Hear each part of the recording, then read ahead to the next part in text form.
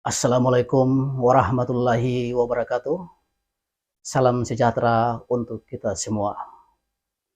Sahabat, pecinta demokrasi, pecinta keadilan, dimanapun berada, bertemu kembali kita di channel perdana Tanas Hasdin Mundika atau THM.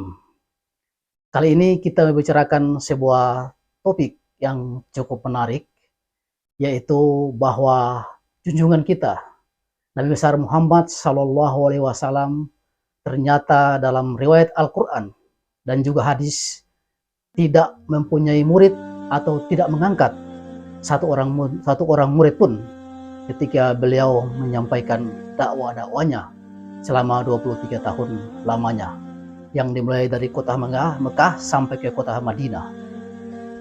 Sahabat THM yang berbahagia, ketika kita menelusuri sejarah dan kisah-kisah para penyampai wahyu Allah, mulai dari para nabi sampai kepada para wali-wali Allah, itu terdapat guru-guru yang diagungkan.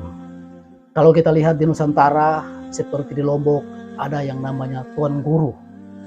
Begitupun di Jawa Timur, sampai ke Sulawesi Tengah, ada namanya Guru Tua Ustadz Al-Jupri Al-Herat. Jadi posisi guru itu sangat diagungkan dan dimuliakan.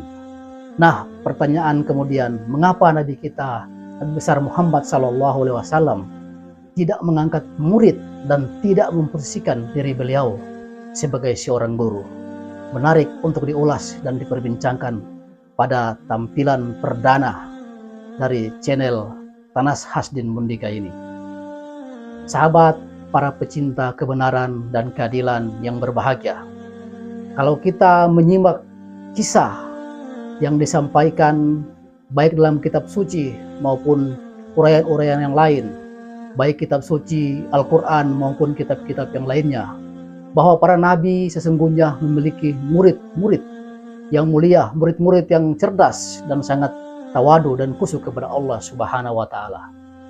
Kita ketahui misalnya Nabi Ibrahim alaihissalam mempunyai seorang murid yang sangat berbakti, yang pernah dikisahkan bahwa murid tersebut ditunda kematiannya karena melakukan sebuah ibadah yang cukup membuat usianya bisa menjadi panjang. Ketika malaikat maut pada saat ingin mencabut nyawa murid Nabi Ibrahim alaihissalam, malaikat maut bertanya, "Hai Ibrahim, siapakah pemuda yang engkau temui tersebut?" Nabi Ibrahim lalu menjawab, "Pemuda tersebut adalah sahabatku sekaligus muridku, yang esok pagi dia akan melakukan pernikahan atau ijab kabul." Lalu malaikat maut mengatakan, "Sayang, karena hidupnya tidak sampai besok pagi lagi, karena aku sudah diperintahkan untuk mencabut nyawanya." Kemudian Nabi Ibrahim ingin menyampaikan kepada sang pemuda tersebut agar melakukan pernikahannya pada malam hari, karena keesokan harinya pemuda tersebut telah meninggal. Namun Nabi Ibrahim mengurungkan niatnya karena bahwa yang namanya ajal, yang namanya jodoh dan rezeki itu berada di tangan Allah Subhanahu wa Ta'ala. Karenanya Nabi Ibrahim tidak sempat memberitahukan pemuda itu bahwa esok pagi dia akan mati. Sahabat yang berbahagia dimanapun berada, apa yang terjadi keesokan harinya? Ternyata pemuda itu sempat melakukan pernikahan dan tidak mati pada besok pagi. Bahkan umurnya panjang sampai umur 70 tahun. Nabi Ibrahim pun keheranan, mengapa sang pemuda tersebut tidak meninggal bahkan sampai usianya 70 tahun. Lalu Nabi Ibrahim bermohon menemui malaikat maut. "Malaikat maut, apakah engkau berbohong pada 70 tahun yang lalu bahwa engkau akan mencabut nyawa pemuda ini? Namun ternyata mengapa dia tidak meninggal sampai usia sudah 70 tahun?" Lalu malaikat maut mengatakan bahwa benar pada malam hari itu aku akan mencabut nyawanya. Namun ternyata pemuda tersebut bersedekah dengan 7 dirham kepada anak-anak yatim. Dan anak-anak yatim mendoakan kepada Allah umur panjang kepada pemuda tersebut, sehingga Allah Subhanahu wa Ta'ala menambah umur panjang pemuda tersebut sehingga 70 tahun lamanya. Itulah kisah Nabi Ibrahim yang mempunyai murid. Begitupun Nabi Musa alaihissalam mempunyai murid yang dikenal dalam kitab jalan lain, yaitu muridnya yang terkenal yaitu Yusa dan Akif, seperti itu. Dan yang lebih masyhur lagi bahwa Nabi Musa pun pernah berguru kepada Nabi Khidir, bahwa Nabi Khidir adalah sebuah orang nabi yang mempunyai banyak murid, yang bahkan Nabi Musa alaihissalam hampir tidak sanggup berguru kepada beliau karena sering bertanya. Kemudian dalam kisah Al-Quran juga ataupun kisah Injil bahwa ada yang sangat spektakuler, bahwa kisah tentang Nabi Isa alaihissalam, bahwa Nabi Isa memiliki 12 murid yang cukup terkenal.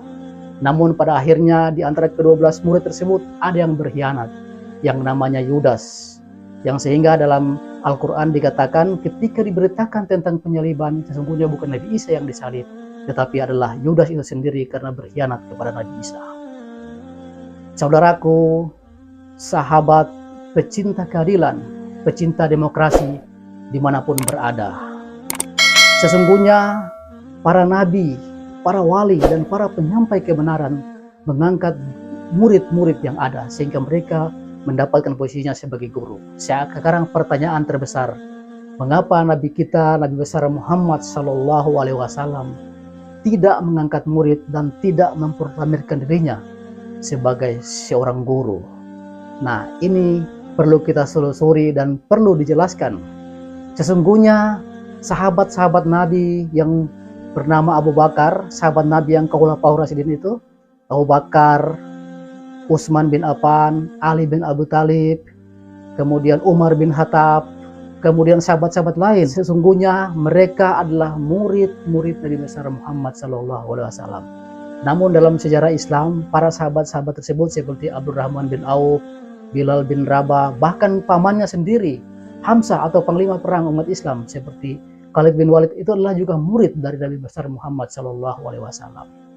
Mengapa Nabi besar Muhammad tidak memproklamirkan dirinya sebagai seorang guru dan mereka adalah murid? Ada dua hal mendasar dalam hal ini. Pertama, Nabi besar Muhammad SAW menghindari pengkultusan. Karena ketika diangkat sebagai guru, guru sering dikultuskan. Dan lebih fatal lagi, ada nabi, yaitu Nabi Isa alaihissalam, nabi sebelum Nabi Muhammad SAW diutus, yang ketika mengangkat murid-muridnya dan dia diangkat sebagai guru, pada akhirnya dia disembah sebagai Tuhan oleh umat-umat setelah peninggalnya. Ini hal yang dicegah oleh Nabi besar Muhammad SAW, sehingga para sahabat tersebut tidak dipanggil murid, tapi mereka dikatakan sebagai sahabat. Kedua, Nabi Muhammad ingin membangun sebuah kesetaraan, bahwa walaupun beliau berilmu, walaupun beliau seorang nabi, tetapi murid-muridnya tidak diposisikan sebagai murid saja, tetapi posisikan sebagai sahabat yang dekat dengan beliau, bisa bersama-sama dengan beliau, seperjuangan, senasib, sepenanggungan. Sahabat pecinta kebenaran, pecinta keadilan dimanapun berada. Di sini kita melihat bahwa ada dua hal mendasar. Pertama, Nabi Muhammad menghindari pengkultusan. Kedua, bahwa sesungguhnya ajaran yang dibawa oleh Nabi Rasulullah, Nabi besar Muhammad SAW itu sudah sangat kiri, sudah sangat sosialis, sudah sangat membongkar kemapanan yang ada saat itu, sehingga beliau tidak mengkultuskan diri. Sesungguhnya Nabi besar Muhammad SAW tidak membawa agama baru. Tetapi mengapa kafir Quraisy terusik karena itu? Karena kemapanan yang sudah ada pada waktu itu terusik ketika kehadiran Nabi besar Muhammad SAW. Bahasa kesetaraan, bahasa keadilan telah digaungkan oleh Nabi besar Muhammad SAW pada 15 abad yang lalu. Sehingga terlambat sudah ketika saat ini kita mungkin membaca tulisan-tulisan dari Barat. Kita pernah mengenal misalnya Abraham Lincoln, Presiden Amerika yang ke-16, yang memerintah pada tahun 1861 sampai 1865, yang cukup hebat. Pada masa beliau menjadi presiden, memperjuangkan bagaimana ada kesetaraan, menghilangkan perbudakan, yang pada akhirnya sayang beliau terbunuh karena perjuangan-perjuangan tersebut. Dan dunia mengagung-agungkan kehebatan Amerika tentang kesetaraan, tentang keadilan dan sebagainya. Namun ternyata itu terjadi pada abad ke-19. Jauh sebelum itu Nabi besar Muhammad SAW telah memproklamirkan adanya kesetaraan. Begitupun memasuki abad ke-20, kita pernah mengenal misalnya tentang perjuangan Ahimsa Mahatma Gandhi. Kita mungkin mendengar tentang Dalai Lama di Tibet. Kemudian yang paling spektakuler, kita pernah meninggalkan tentang perjuangan politik apartheid yang diperjuangkan oleh Nelson Mandela di Afrika Selatan. Bahwa tidak ada perbedaan, tidak ada perbedaan, tidak ada perbudakan, tidak ada perbedaan warna kulit antara yang kulit hitam dan kulit putih. Dan kita mengagung-agungkan hal tersebut, bahwa tidak ada, misalnya Nelson Mandela mengatakan tidak ada masa depan Afrika Selatan ketika tidak dimulai dari kata maaf. Memang mereka-mereka itu yang muncul di abad ke-19, muncul di abad ke-20 adalah tokoh-tokoh hebat yang mengangkat tata nilai kebenaran, kesetaraan, dan keadilan. Namun kita juga tidak harus menutup mata bahwa sebuah fakta bahwa Nabi besar kita, Nabi besar Muhammad SAW telah membangun kesetaraan 1500 tahun yang lalu, ketika dunia masih dalam zaman kegelapan, ketika dunia masih dalam zaman kekafiran, ketika dunia masih dalam zaman manusia dan manusia lain melakukan perbudakan di mana-mana.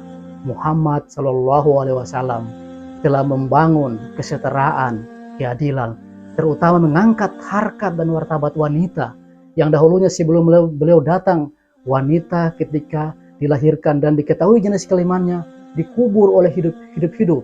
Ini pernah dilakukan oleh para sahabat Nabi seperti Abu Bakar As-Siddiq ketika mengetahui bahwa jenis kelamin anaknya adalah perempuan, lalu beliau karena merasa malu sebagai singa gurun pasir, sebagai tokoh utama masyarakat Quraisy, melahirkan anak perempuan di istrinya, maka anak tersebut akhirnya dikubur hidup-hidup. Ketika Islam datang mendatangkan kesetaraan, kesejajaran dan keadilan, kemudian Abu Bakar As-Siddiq pun menangis. Jadi itulah sesungguhnya bahwa kenapa sampai hari ini Nabi Muhammad dalam Al-Quran, dalam hadis dikatakan tidak mempunyai murid dan tidak mengangkat murid. Sesungguhnya sahabat-sahabat beliau itu adalah murid-murid utama dari Rasulullah SAW. Cuma dalam keseharian Nabi Muhammad mengatakan mereka, kalian sahabat, kami sejajar. Walaupun Nabi mengatakan sejajar dan sahabat, namun para sahabat-sahabat itu ketika berada dalam majelis Rasulullah, mereka sangat menghormati beliau. Dikatakan oleh para pewaris hadis bahwa ketika berada dalam majelis Rasulullah, para sahabat tersebut duduk dan tidak berani menatap wajah Rasulullah yang agung. Mereka bahkan seolah-olah seperti orang yang sedang bersiap-siap diterkam elang karena karisma Rasulullah SAW. Itu dikatakan sebagai sahabat. Bagaimana kalau dikatakan sebagai murid? Jadi berbahagialah kita kaum muslimin dimanapun berada bahwa 1500 tahun yang lalu Nabi besar Muhammad SAW telah mencanangkan tentang kesejaran, tentang keadilan, tentang kesetaraan, dan mengurangi atau menghilangkan perbudakan dengan cara yang memerdekakan, seperti contohnya Bilal bin Rabah.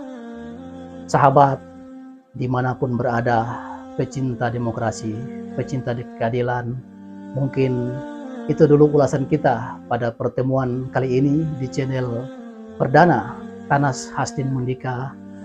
Mungkin kita akan bisa bertemu lagi di pembahasan atau ulasan-ulasan yang lebih menarik tentang peradaban, demokrasi, dan lain sebagainya.